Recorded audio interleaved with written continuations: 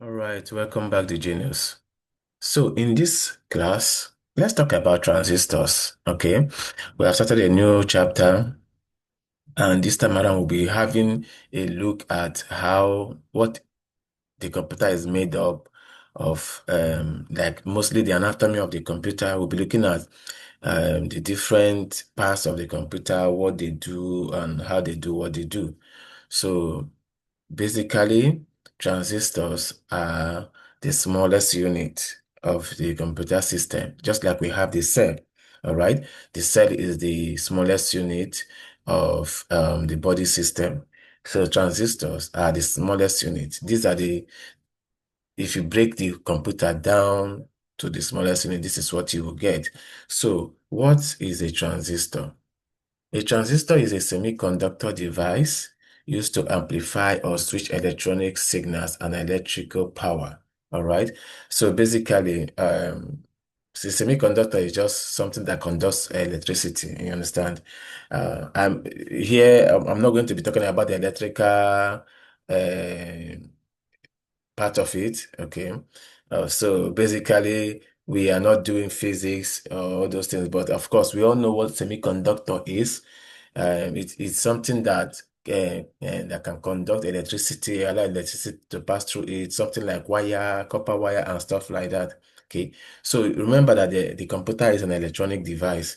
So that means they work with electronic signals and electrical power. You plug in your system, you plug in your phone, or your battery is supplying electrical power. All right. So the transistors are the semiconductors that are used to either switch electric signals or amplify them. But basically, we'll be looking at the switching capability of transistor, not even the amplifying. Okay. So we'll be looking at the switching capabilities of a transistor. It is one of the basic building blocks of modern electronic devices. The modern electronic devices is one of the basic building blocks.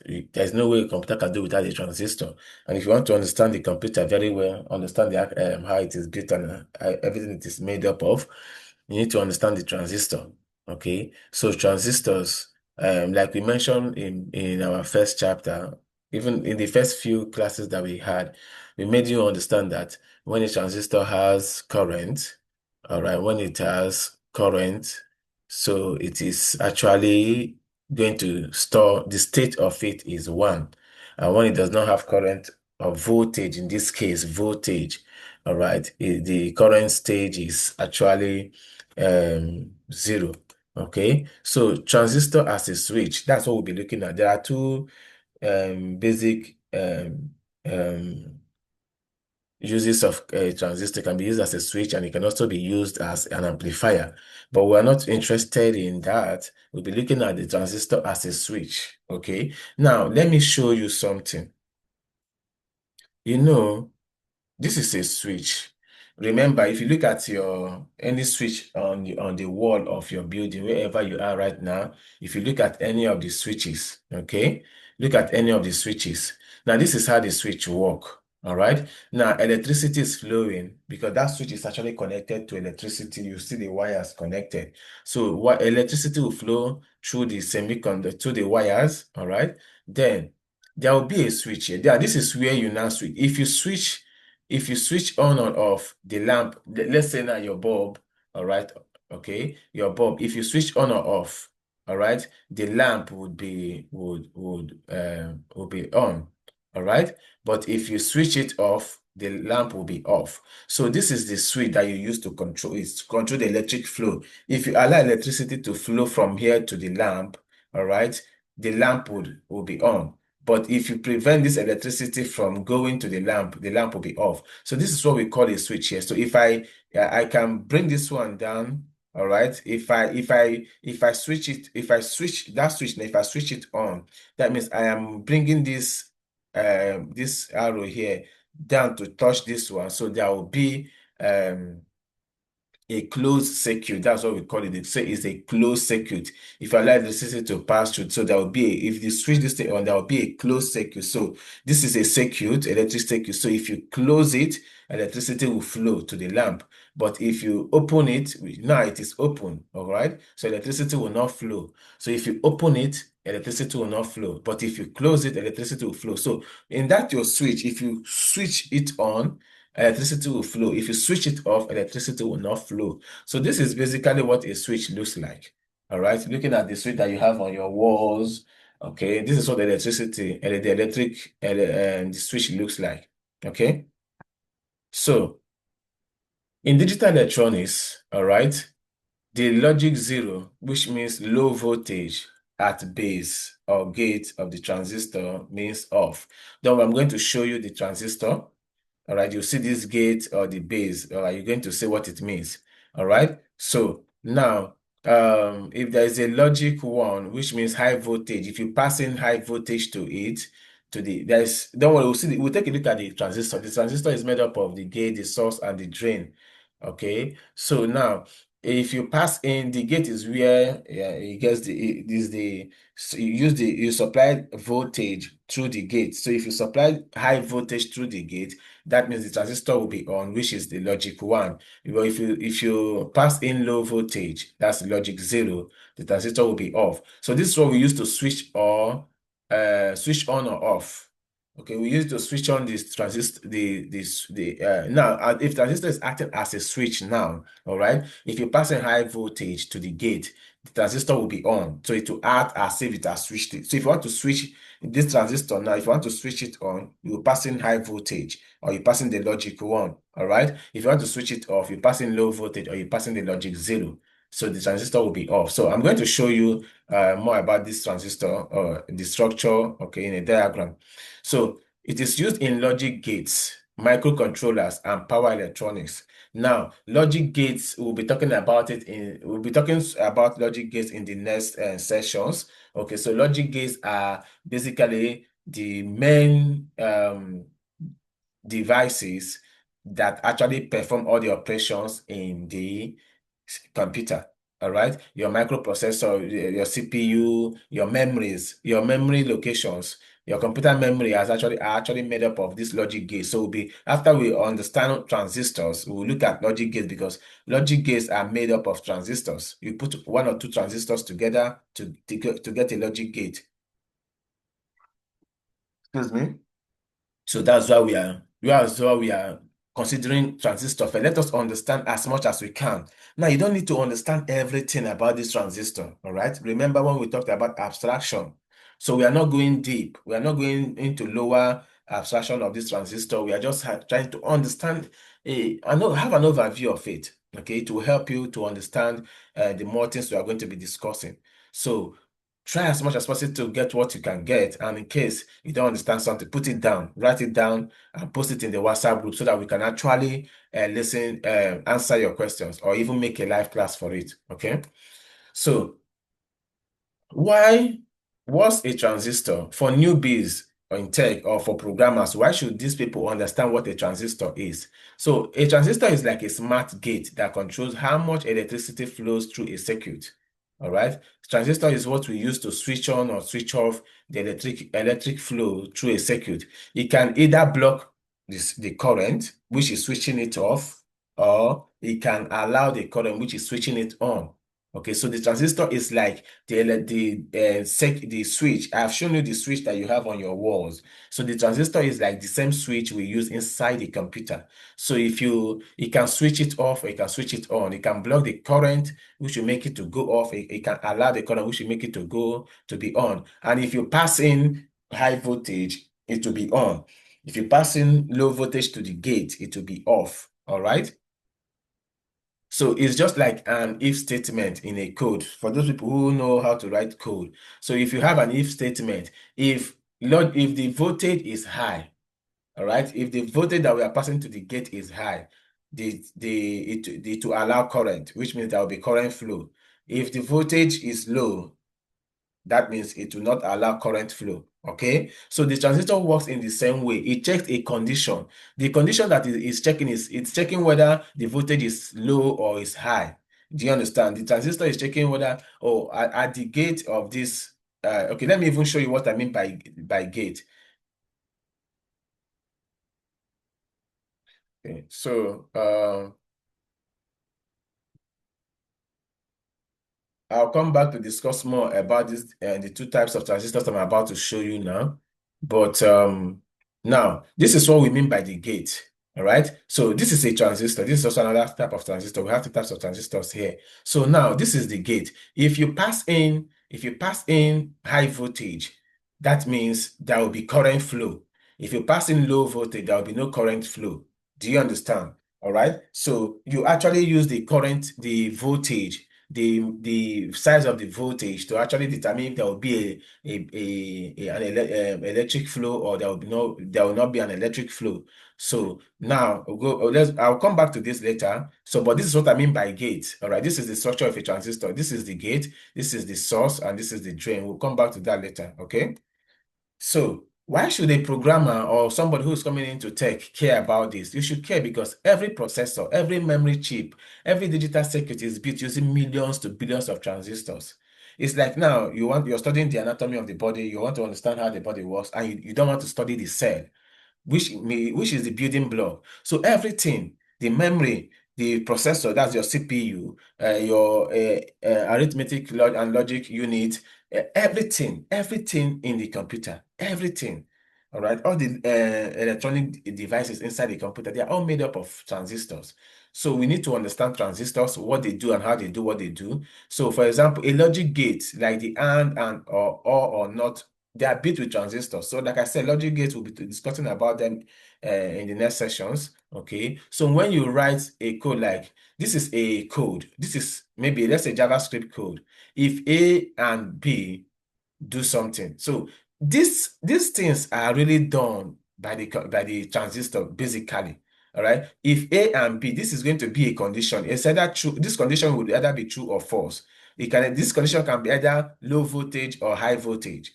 This condition can either be one or zero logic of one or zero. So imagine now if this logic is high voltage, now that means there will be current flow. If the logic is low voltage, there will be no current flow. So basically, the transistor is what we use to get things done, right? If we put one or two transistors together, they will give us those things that do the job. This is a statement, this is an instruction that you're giving the computer. This instruction that you're giving the computer will be executed by logic gates.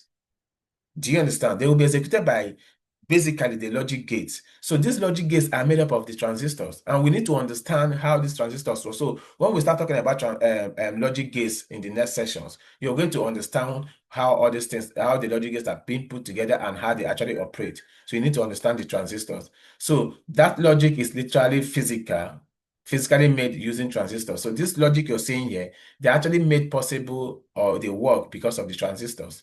Okay. Transistor as logic gate. All right. So you can build NOT gate with one transistor. We can build an AND gate with 2 to 3 transistors. You can build the OR gate with 2 to 3 transistors. And the computer cannot do without logic gates. Right? The logic gates are like, transistors are like cells in the body, and the logic gates are like tissues, right? Yeah, tissues, because cells make up tissues, tissues make up organs. Okay. So and the XOR gate can be made up of more than six or more transistors. Okay, and we have the full adder. This one is the one that will do the addition and all those things. So when you give the computer a condition, a statement, an instruction to execute, these are the guys that do these things. And we are going to be talking about them in the next session. So in these guys are made up of transistors. So we need to understand at least have a basic overview of transistors. Okay. So these logic gates, they form the register, the ALU, and even your CPU, the processor, the CPU that is the brain of the computer. They are made up of logic gates, and these logic gates are made up of transistors. Okay, so transistors as memory. Okay, now your computer memories, they are all made up of transistors, because there's something we call a flip-flop. A flip-flop, they are made up of transistors. Okay, when they store one bit of data, they can store one bit of data with this flip-flop. So it can have what they are storing, the state can be 0 or 1. So when you combine 8 of them, you get 1 byte.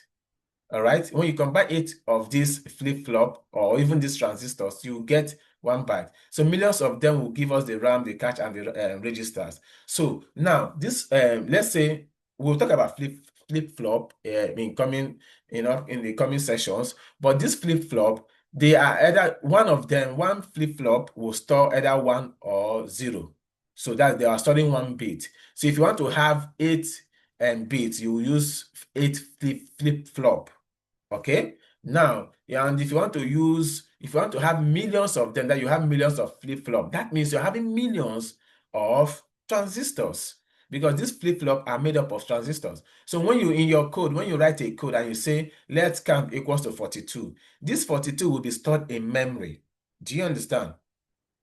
This 42 will be stored in memory, but before it will be stored in memory, it will be converted to binary. Remember the digits, zeros and ones, the base 2. This will be converted to base 2, the binary digits, all right? And then the system will now use, depending on the number of bits, the number of ones and zeros in that binary conversion, it will now use, then 42 will get stored in transistor-based memory cells. So now, if you convert this 42 to zeros and ones, all right, so the number of bits that it occupies, that will be the number of number of flip-flop that will be used to store them, that will be used. And these things are made up of transistors. Don't worry, as we go on, you get to understand better.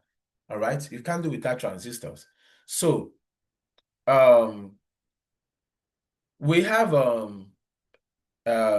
different types of transistors, okay, but we'll be looking at the metal oxide semiconductors or transistors. So we have different types of transistors, but we'll be looking at the MOS transistor. Okay, the MOS stands for metal oxide semiconductor. So a metal oxide transistor is a type of field effect transistor. We also have another type of transistor that when you categorize them in different ways, we have the bipolar joint transistors. Okay, we also have the field effect transistors. So, but we'll be considering the field effect transistors. So, when these field effect transistors are, when they use the metal oxide semiconductor to produce these transistors, we are having a MOSFET transistor. Okay, so these are used to amplify or switch electric signals. Basically, what we're looking at is metal oxide semiconductors and transistors that are made up of metal oxide semiconductors. That's the most widely used ones. Okay, so it is the most important and widely used transistor in digital integrated circuits now. All right, such as the microprocessors, the RAM, the logic gate. So all these things are made up of transistors. All right, your microprocessor, your RAM, your logic gate, they're all made up of transistors. Okay, they're also called integrated circuits. Don't worry, we'll get to understand more as we go on. So think of it as an electric switch that turns on or off based on an input voltage representing digital ones or zeros. Basically, we have talked about all these things, but what will be going on from now, we'll be looking at the metal oxide semiconductors transistors. Okay, so what is the structure of these metal oxide semiconductor transistors? All right, they have 4 terminals. But basically we'll be looking at the 3 of them. We have the gate, which is the input terminal, we have the source, and we have the drain. All right, these are the 3 terminals. The gate takes in the current, the voltage, while the source is where the current comes from, and drain is where the current goes to. All right, so if we look at, there are 2 types of MOSFET transistors. We look at the N-channel transistors, the NMOS, the N-type. All right, we look, this channel is made up of N-type semiconductors. They turn on when gate voltage is high. So the only difference I want you to understand here is this. The thing I want you to understand here is that we have 2 types of MOS transistors, okay? You can even say MOSFET, all right? Metal oxide semiconductor field effect transistors, all right? We have the N-type, we have the P-type. Now for the N-type, all right? Now let me show you, let me go to my diagram. For the N-type, all right, this is the N-type, this is the P-type. For the N-type, for electrical, now remember, if you give the gate a high voltage for the N-type, if you give the gate a high voltage, there will be electric flow from the source to the drain. From the drain to the source or source to the drain, there will be electric flow. All right, there will be electric flow here if you give high voltage. If you give low voltage, there will be no electric flow. All right, but the P-type works in opposite. All right. When you give the gate a high voltage, there will be no current. When you give the gate a low voltage, there will be current. So you can see that they are just opposite of each other. When you give in the N-type, when you give the gate a high voltage, there will be electric flow from between the source and the drain. When you give it a low voltage, there will be no electric flow. But for the P-type, when you give it a high voltage, there will be no electric flow. When you give it a low voltage, there will be electric flow. So there are reasons for this for designing this type of transistors. Okay, like I said, I just wanted to pick few things here. You don't have to grab everything, and you don't have to know everything about transistors, but just get to because in the next session, when we start talking about logic gates, we'll be mentioning this N-type and the P-type. We'll be mentioning. So when we mention N-type, you know that the N-type, when you give it a high voltage, there will be electric flow. When you give it a low voltage, there will be no electric flow. When in the P-type, when you give it a high voltage, there will be no electric flow. When you give it a low voltage, there will be electric flow. So just understand these things, okay? So it conducts electrons faster, carrier. So it turns on when gate voltage is high for the N-type, okay? For the P-type, it's just the opposite, all right? They are made up of P-type semiconductor. They turn on when the gate voltage is low, and they conduct holes. These holes are just it means no electric flow. All right, it means no electric flow. High voltage and low voltage. All right, the zeros and ones. So working principle, how it operates. The MOSFET is, instead of even me saying MOSFET, I will just say the transistor. So, but whenever I say transistor, understand that we are talking about the MOSFET transistors. All right. So the transistor is a voltage control switch. So this transistor is controlled by voltage. It's a switch that is controlled by voltage. So if you give it high voltage, it will be on. If you give it low voltage, it will be low. It will be off. All right. So operation steps. Gate voltage controls the conductivity between drain and source. So the voltage comes through the gate terminal. I've shown you the gate, the drain, and the source. All right. The voltage comes through the gate. The gate controls the flow, the voltage flow. And if the voltage is sufficient, if the voltage is sufficient, it forms a conductive channel. It forms a conductive channel. That means there will be electric flow. Do you understand? There will be electric flow between the source and the drain if there is enough voltage. But if there is not enough voltage, all right, there will be no flow. So if there's enough voltage, current will flow from drain to source, all right? So this is the N type, all right? But for the channel forms via an electric field, right? Because that's why it is called a field effect transistor. But you don't have to bother about all these things. So, but basically what I want you to understand is there are two types, the N type and the P type. And they have three terminals. Each of them, both of them have three terminals: the drain, the gate, the drain, and the source. So the drain controls the voltage. All right. This is where it is the input. All right. So we give the voltage comes through the gate, and then if the voltage is high enough, there will be flow. There will be electric flow. There will be current flow from drain to source or source to drain.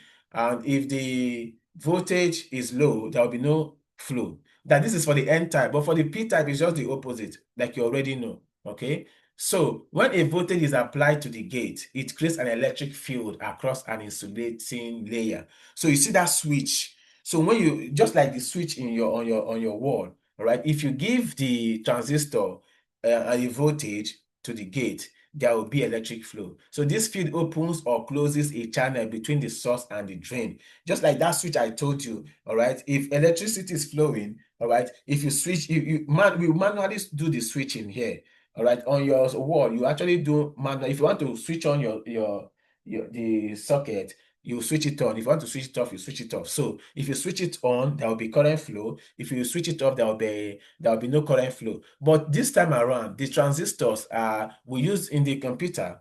The transistors, we don't do this switching manually. The transistors do it for us.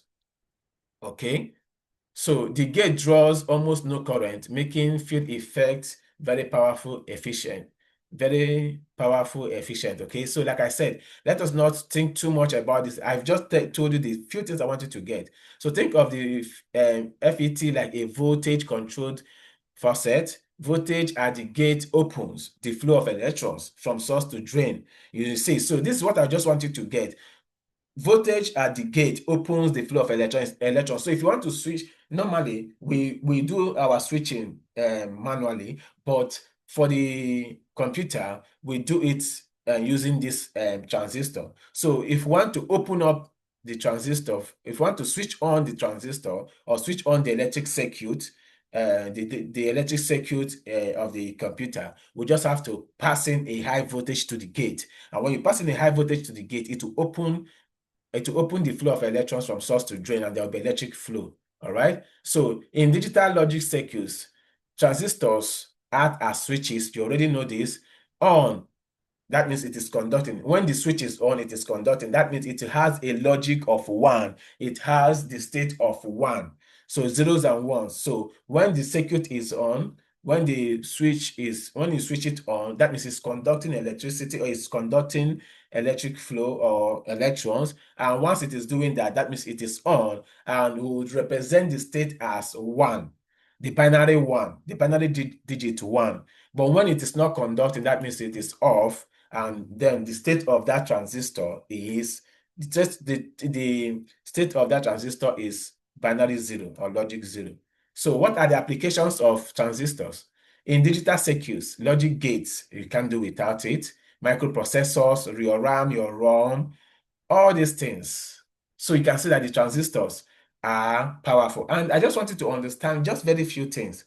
The first thing is that the terminals of the transistors, the gate, the source, and the drain. And understand that transistors are used as switches. They automatically, once you're passing a high voltage to the gate, the transistor will be on. If you're passing a low voltage, the transistor will be 0. So these are used to represent the state of the transistors, the binary digit 1 or the binary digit 0. Okay, so but remember that everything we are doing here has to do with binary digits, zeros and ones. So I'm going to show you how all these things will play when we talk. Now, if you want to do addition of numbers, you're going to see how all these things are being done in the next few sessions. Okay, so the clock circuits, the counters, the timer, all these things are some things we have inside the computer. All right, so thank you very much, ladies and gentlemen. Like I said, if you have any confusion or anything you don't understand, jot it down, post it in the group so that we can actually talk more about it. And if you have any question, you can call me, chat me up directly, and I would give you more, will help you out. So thank you very much. Do your test, do your assignment. I will see you in the next section.